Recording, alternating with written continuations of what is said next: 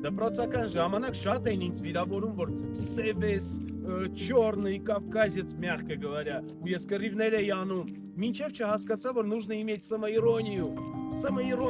որ արդեն սկսում էի ծաղրել դրա վրա, ես ուրախանում էի, հա, ես սև եմ, դրա համար ինձ ավել են սիրում բոլորը, ու դրա համար բոլորից ավելի ուժեղ եմ ես, это моя генетика, դա իմ առավելությունն է, Արուստ մարդուն, որ ասում են դու փող չունես, նա ծիծաղում է։ Սիրուն մարդուն, որ ասում են դու շատ գեշ ես, նա ծիծաղում է։ Ու քիթ ունեցող մարդուն, որ ասում են, ես ինչ մեծ քիթ ունես, նա ծիծաղում է։ Բայց որ տգեղ մարդուն ասում ես դու տգեղ ես, նա վիրավորվում է։ Որովհետև դա էլ կատակ չի, դա վիրավորանք է։ Մարդը վիրավորվում է միայն այն դեպքում, երբ որ ինքը իրեն է այդպես համարում։ Դրա համար պետք է որ մարդ իր մեջ զարգացնի самоиронию, որ ինքդ քո թուլությունների վրա կարողանաս ծաղրել